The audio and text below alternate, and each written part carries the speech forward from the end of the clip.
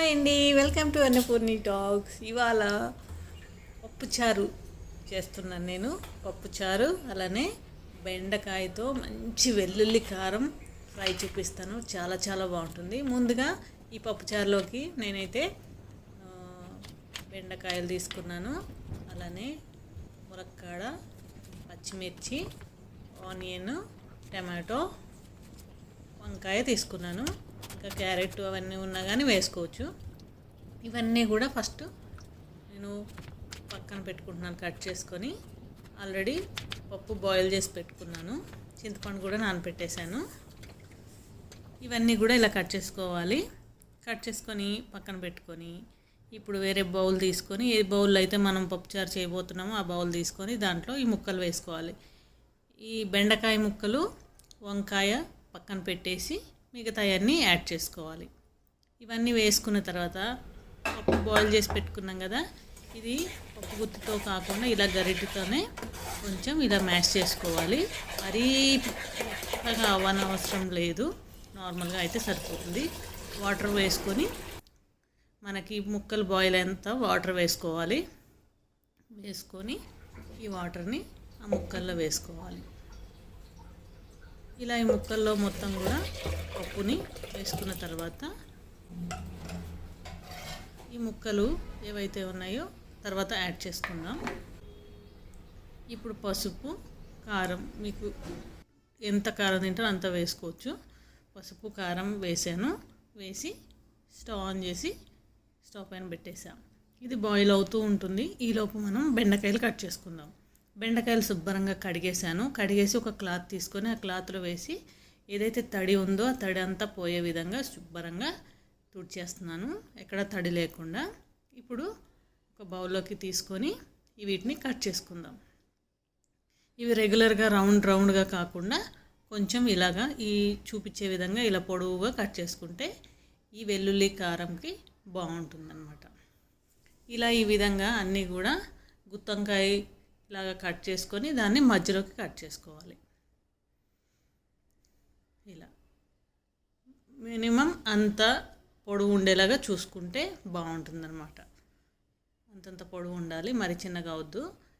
ఇలా మొత్తం కూడా కట్ చేసుకొని పెట్టుకోవాలి.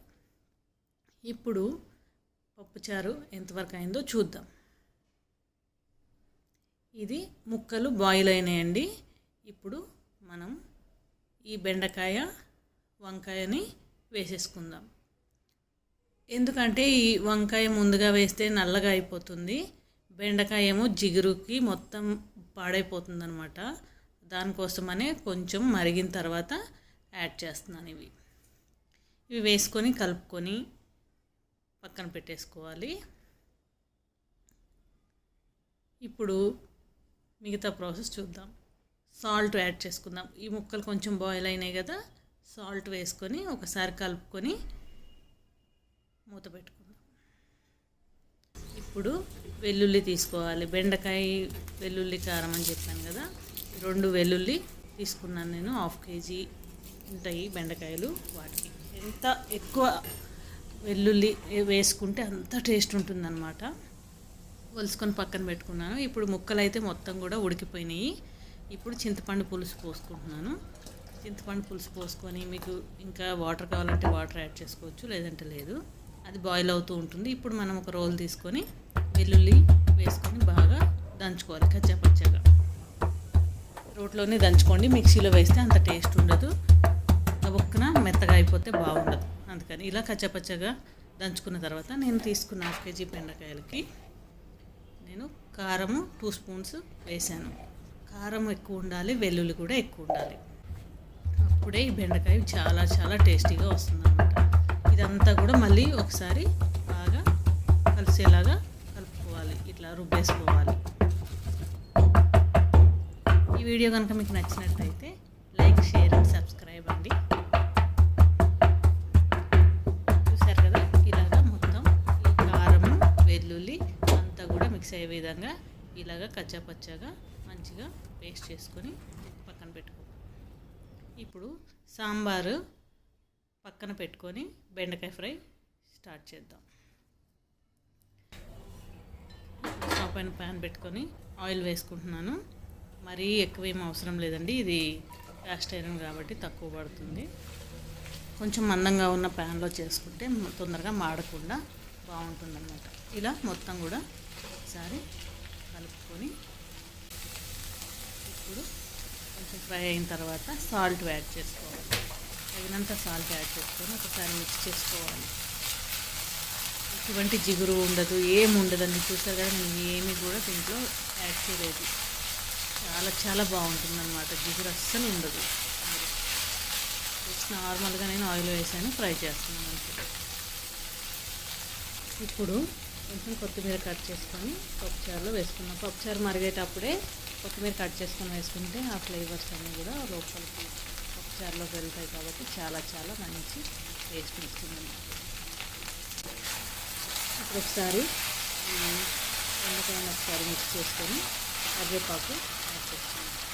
కరివేపాకు ఎంత ఎక్కువ వేసుకుంటే అంత బాగుంటుంది. ఫ్రెష్ కరివేపాకు వేసుకోవాలి, ఇలా లేతగా ఉన్న కరివేపాకు. ఈ ఫ్రై అయ్యేసరికి అసలు కరివేపాకు ఎక్కడ మనకు కనపడడం కూడా కనపడదు.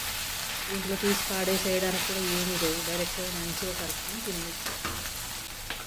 ఇప్పుడు పప్పుచారు మరిగిపోయిందండి, తాలింపు వేసుకున్నాము. తాలింపు పెట్టుకొని చారులోకి కొంచెం అప్పడాలు వేయించుకుంటున్నాము. పప్పుచారు అంటే అప్పడాలు కంపల్సరీ ఉండాలి కదా. అప్పడాలన్నీ వేగిపోయిన తర్వాత తాలింపు వేసుకున్నాము. ఇప్పుడు నేను ఆవాలు, జీలకర్ర, వెల్లుల్లి వేసుకున్నాను. ఇప్పుడు ఎండుమిర్చి కూడా వేసుకోవాలి.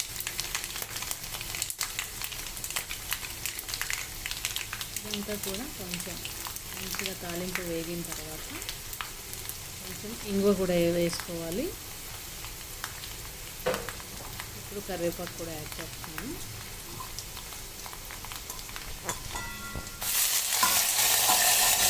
చేసుకొని ఇది బాగా వేగిన తర్వాత పప్పుచారులో వేసుకొని మూత పెట్టేసుకోవాలి. వెంటనే మిక్స్ చేయకుండా అలానే ఆ ఫ్లేవర్ అంతా కూడా బయటకు వెళ్ళిపోకుండా వెంటనే మూత పెట్టేసాం. ఇప్పుడు ఏదైతే మనం వెల్లుల్లి కారము దంచి పెట్టుకున్నామో అది బెండకాయలో వేసుకొని బాగా మిక్స్ చేసుకోవాలి. ఇట్లా కలుపుకునేటప్పుడు బెండకాయ ఎక్కడ ఇట్లా నలిగిపోతుందో, ముక్కలు అయిపోతుందో అనేది కూడా ఏమి ఉండదండి. చక్కగా ప్రతి పీస్కి కూడా ఈ వెల్లుల్లి కారం అనేది పట్టుకొని చాలా చాలా టేస్టీగా ఉంటుందండి. ఇంకా కూర వేసుకుంటే చాలు, చాలా అన్నంలోకి కలుస్తుందన్నమాట. చాలా బాగుంటుంది. అన్నీ మనం వేసుకొని కూడా కరెక్ట్గా చెక్ చేసుకొని వేసుకోవాలి. మనం ఏదైతే వెల్లుల్లి కారం వేసుకున్నా దాన్ని సరిపడా వేసుకొని మిక్స్ చేసుకోవాలి. ఈ విధంగా చేసుకుంటే అయిపోతుందండి. ఇది 2-3 రోజులైనా సరే ఇక్కడ బయట ఫ్రిడ్జ్లో కూడా పెట్టినట్టుంది. బయట పెట్టేసినా కానీ అలానే ఉంటుంది, ఎక్కడ పాడవకుండా మంచిగా చాలా టేస్టీగా ఉంటుంది. చేసుకొని మీరు కూడా కడుపు నిండా తినేయండి. Thanks for watching.